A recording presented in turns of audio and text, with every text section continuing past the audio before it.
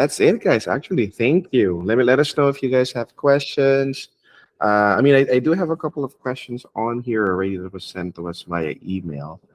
Um, I have here a question. Actually, a very fair question.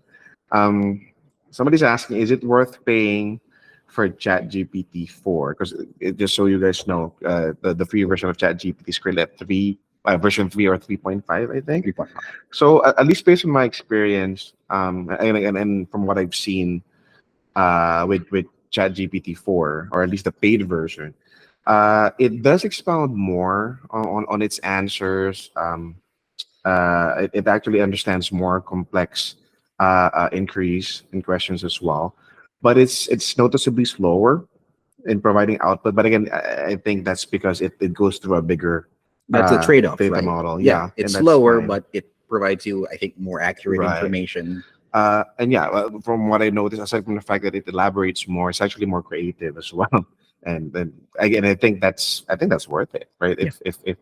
If it's something that you're looking on, or at least your team is looking to use in the long term, and that's Yeah. okay, right? And that's the current business model, right? Right. And that's, how do you offset $700,000 a day? You get people to pay for your service, and those users, you give them a better quality service than the free users. It's a paywall basically, and it's really how GPT-4 currently is monetizing their product. Right. I mean, if you're spending $700,000 daily, then I get it. Like this is really what you need to get that going. Uh, I have another question here, and I think Rames, this can relate to what we were talking about earlier, and we talked about before this webinar. They're asking, how do we make sure that the AI model is not biased? I think you can answer this. Okay, really to well. clarify the question, so when we talk about the AI model, meaning the generative pre-trained transformer, which ChatGPT is, how do you make it not biased? Meaning you, the user, you can't.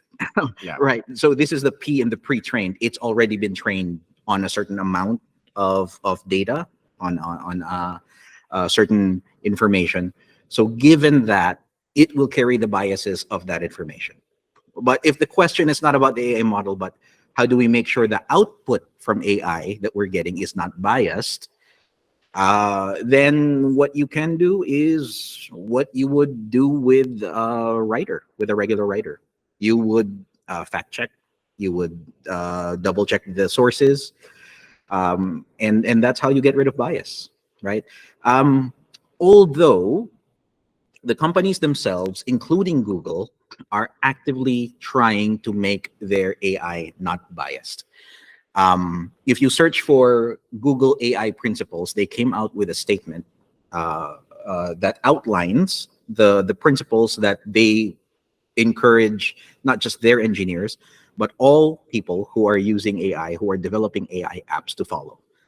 So, and that includes getting rid of bias, scientific rigor and accuracy, security, privacy, Mhm. and user first content. Right. So it's Right. actually covering a lot of the well, technically FAQs, if you think about it, that people might be wondering about. Yeah, Right. and they know that this is what people are concerned about when it comes to Mhm. AI. So they specifically came out with guidelines Right. that will make sure that anything that we develop in the future in terms of AI is going to have these kinds of guiding principles, right? But yeah, so just fact check, make sure that the quality, that the output is really factual.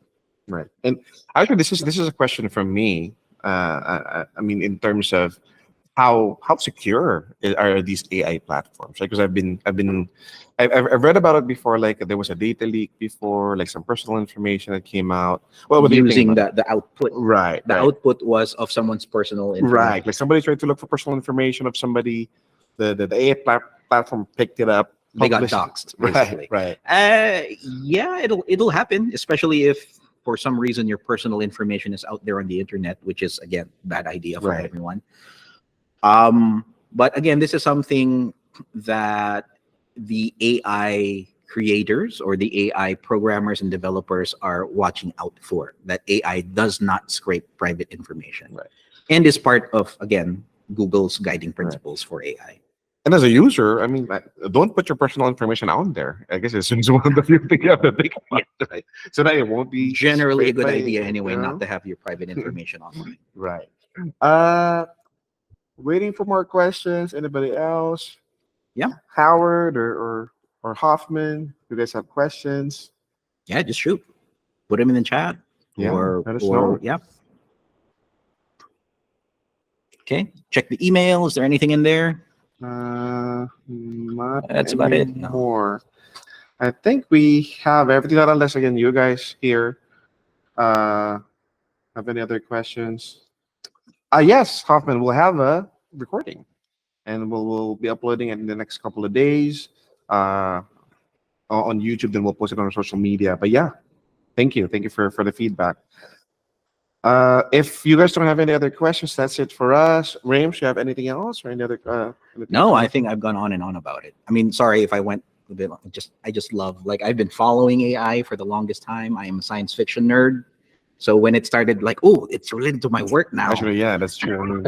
I mean, even before we started this I mean, even creating this presentation, diving into the AI landscape, like, it's mind blowing. Like a lot of, and again, we're just barely scratching the surface here. So there's going to be more.